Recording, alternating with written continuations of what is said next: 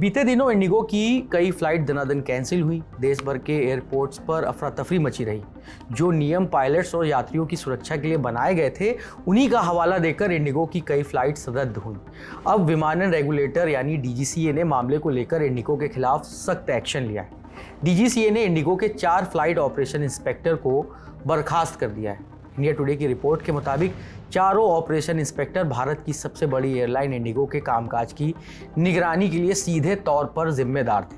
हालांकि डीजीसीए ने बर्खास्तगी के पीछे का कोई कारण साफ नहीं बताया है। फ्लाइट ऑपरेशन इंस्पेक्टरों को सुरक्षा की निगरानी का काम सौंपा जाता है। इंडिगो के खिलाफ एक और कार्रवाई हुई है, पेनाल्टी की। बिजनेस स्टैंडर्ड की रिपोर्ट के मुताबिक बीते दिनों फ्लाइट ऑपरेशंस पे व्यवधान के लिए सरकार ने इंडिगो पर 58 करोड़ रुपए का जुर्माना लगाया है। इंडिगो में मची उथल पुथल के बाद डीजीसीए ने एयरलाइन पर निगरानी पैनी कर दी है। 11 दिसंबर को इंडिगो के सीईओ पीटर एल्बर्स डीजीसीए के ऑफिस में पेश हुए थे। उन्हें 12 दिसंबर को भी डीजीसीए की 4 सदस्यीय उच्च स्तरीय समिति के सामने पेश होने के लिए तलब किया गया है। इन सब के बीच 11 दिसंबर के दिन यात्रियों को राहत देने वाली खबर भी आई। इंडिगो ने अपने एक्स हैंडल से पोस्ट करते हुए बताया कि वो अपने यात्रियों को मुआवजे के तौर पर 5 से 10 हज़ार रुपये देने वाली है। इसके साथ ही एयरलाइन ने सबसे ज़्यादा प्रभावित यात्रियों के लिए 10,000 रुपये तक के एक्स्ट्रा ट्रैवल वाउचर जारी करने का भी ऐलान किया है। कंपनी के मुताबिक जिन यात्रियों की इंडिगो फ्लाइट 3, 4 और 5 दिसंबर को कैंसिल हुई थी, उन्हें मुआवजा दिया जाएगा।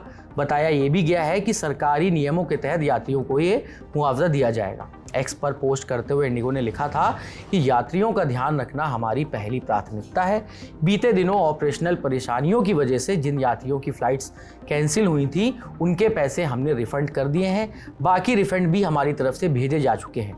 हमारे पास आपकी पूरी जानकारी नहीं है, इसलिए अगर अब भी किसी परेशानी का सामना कर रहे हैं तो हमें बताएं। इसके लिए इंडिगो ने एक मेल आईडी भी जारी की थी, जो थी customer.experience@goindigo.in।